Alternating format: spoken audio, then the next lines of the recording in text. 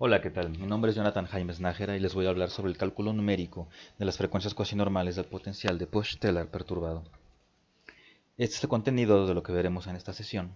Y bueno, una definición apropiada de agujero negro es una región del espacio-tiempo delimitada por una hipersuperficie nula cerrada llamada horizonte de sucesos, dentro de la cual el campo gravitatorio es tan intenso que ni la materia ni la radiación pueden escapar clásicamente. ¿A qué me refiero con clásicamente? Bueno, si consideramos la teoría cuántica, la radiación de Hawking puede hacer que un agujero negro se evapore si está aislado. Bueno, basados en la definición de la perturbación de un potencial, que es nuestro potencial, vamos a sumarle una muy pequeña contribución para ver cómo cambia su evolución respecto del potencial sin perturbar. Nuestro potencial va a ser el potencial de Puch-Taylor y finalmente vamos a discutir pues, sus espectros. Bueno, en la teoría de perturbaciones de la relatividad general, los modos cuasi normales aparecen de una forma natural en este análisis. La perturbación va a ser, no vamos a considerar nuestro espacio-tiempo como la métrica de Minkowski más una pequeña perturbación. Esta perturbación pues va a hacer que linealicemos todo lo que estamos trabajando porque los términos cuadráticos y con potencia mayor van a ser despreciables, entonces vamos a obtener algo linealizado. Y con un cambio de variable adecuado, si se dan ciertas simetrías, podemos reducir nuestro problema a una ecuación diferencial ordinaria o a un conjunto de ecuaciones diferenciales ordinarias. Y bueno, las condiciones de frontera en el horizonte de sucesos, obviamente nada puede salir, solamente ondas entrantes, y en el horizonte cosmológico, pues solamente ondas salientes, no vamos a considerar radiación viniendo desde el infinito. Y se prohíbe un análisis de modos normales. ¿Por qué? Porque nuestro problema es intrínsecamente disipativo por la presencia del horizonte de sucesos. Entonces nuestro problema de Sturm-Liouville va a ser no hermitiano, y por lo cual nuestros eigenvalores, que son las frecuencias de oscilación de nuestros campos, van a ser complejas.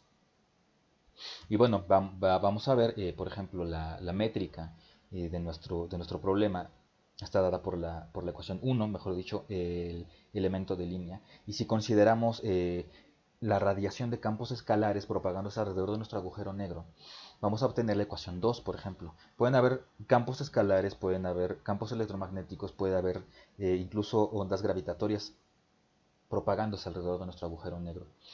Y vamos a hacer nuestro cambio de variable, que es la coordenada tortuga. Dr asterisco entre dr va a ser igual a 1 en f. F va a ser la función particular de cada métrica. Y vamos a obtener una ecuación de la forma 3, una ecuación de Schrödinger. Y bueno, en este caso vamos a considerar x como nuestra coordenada tortuga. Bueno, el método de interacción asintótica que les voy a exponer es una forma de obtener los eigenvalores, ecuaciones diferenciales lineales homogéneas de segundo orden para una función xi. Por ejemplo, esta ecuación 4 tiene una simetría de tal forma que si la derivamos, vamos a obtener xi' igual a algún coeficiente donde se agrupan todos lo que multiplica a la primera derivada más donde se agrupan todos los que multiplican a la derivada 0. Y si vamos a seguir derivando de forma iterativa o vamos a obtener, por ejemplo, una ecuación de la forma 6, tiene la misma forma de la ecuación 4. Lambda n y Sn van a estar dadas por 7 y 8, dadas en términos de sus antecesores y las derivadas de sus antecesores, eso es muy importante.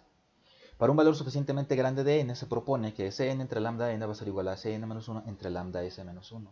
Y vamos a obtener nuestra ecuación 10, la proponemos como nuestra condición de cuantización. Ojo, aquí no estamos cuantizando nada, solamente estamos dándole un carácter discreto a las cosas. Aquí a partir de 10 vamos a obtener un polinomio en omega, que es nuestra frecuencia, y de ahí las vamos a calcular. Cabe mencionar que nuestro potencial de Puch-Taylor está dado por la ecuación 11, un coseno hiperbólico cuadrado, y 12 nos da la forma exacta de sus frecuencias cuasi normales. Cabe mencionar que este es uno de los pocos potenciales que tienen solución exacta. Bueno, con el método de iteración asintótica mejorado se propone que al lambda de n y Sn se expanden en series de potencias, en serie de Taylor. Esto lo sustituimos en 7 y 8 para lambda n y Sn y se obtiene 14. Un conjunto de relaciones de recurrencia que ya no requiere operaciones de derivada en cada paso y vamos a obtener solamente los coeficientes de la serie de Taylor de cada uno. Con lo cual esto es una forma algebraica de abordar las cosas y va a ser mucho más rápido. 15 nos da nuestra delta, nuestra condición de discretización, por decirlo de una mejor manera. Y bueno, esa es la motivación de por cuál nos vamos a abordar sobre el tema de perturbaciones. Eh, Vamos a tener un potencial V1 perturbado por un potencial V2. La potencia de nuestro coseno hiperbólico de V1 va a ser mayor que la potencia del coseno hiperbólico del potencial que perturba. Aquí no va a ser una perturbación porque va a ser, va a ser la intensidad de un quinto. Un quinto no es para nada una perturbación. Uno piensa que se va a mover mucho el espectro. Y bueno, la perturbación se representa con cruces y lo que no está perturbado con círculos. Y pues bueno, graficamos parte real contra parte imaginaria de las frecuencias cuasi normales y observamos que casi no cambian. Al principio cambian un poco en las primeras, pero después se hace de una manera homogénea. Después intentamos al revés. La potencia del coseno hiperbólico del potencial que perturba va a ser mayor, pero ahora su altura va a ser 1 entre 100. Uno pensaría que la perturbación va a ser mucho menor, y pues no. Vemos que es mucho más dramática la perturbación. Nos vamos a fijar en el primer caso, en la primera gráfica, porque esos círculos naranjas son las frecuencias dadas por la expresión exacta que les mostré hace un rato, y las cruces azules son el potencial perturbado. Y bueno, vamos a abordar a través de un método perturbativo con el método de iteración asintótica. Consideramos que nuestro potencial pues es B1 más epsilon B2, epsilon es nuestro parámetro de perturbación. Nuestra ecuación 19, pues expandimos nuestro eigenvalor en series de potencias. 20, expandimos nuestro delta alrededor de epsilon igual a 0. Y bueno, nuestro método dice que delta tiene que ser igual a 0, entonces cada término en 20 tiene que ser igual a 0, entonces la solución a la ecuación delta jésima de x igual a 0 nos va a dar la jésima corrección al eigenvalor E0. En este caso, nosotros para nuestro problema vamos a identificar E como omega cuadrada, que es nuestra frecuencia cuasi normal. Y bueno, nuestra ecuación va a ser, nuestro potencial va a ser de la forma 23. El potencial de Poch-Teller más el potencial de coseno hiperbólico a la cuarta. Este es nuestro espectro. Cabe mencionar que la altura de nuestro potencial de Poch-Teller es 1. La altura de nuestro potencial que perturba es 1 entre 10.000. Una perturbación muy pequeña, pero con potencia mayor. Y bueno, esto es calculado vía teoría de perturbaciones con el método de iteración asintótica. Y esto es vía método de iteración asintótica mejorado calculado directamente. Vemos que casi no varían.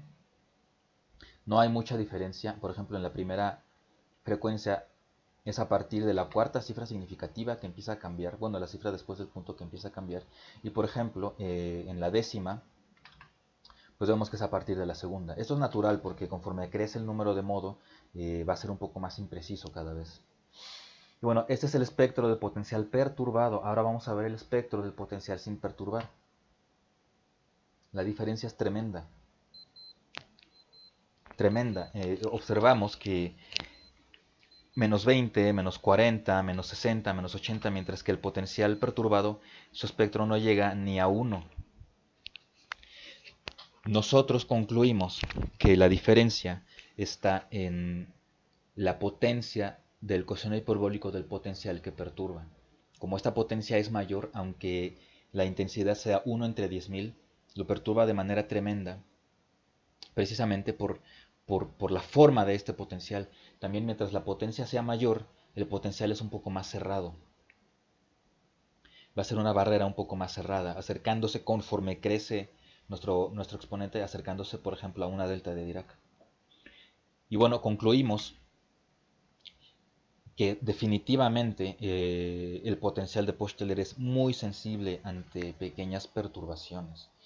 Observes el espectro del potencial de Poch-Teller sin perturbar, que es este, y el potencial de Poch-Teller perturbado, con 1 entre 10.000. Y bueno, eso es todo, les agradezco mucho.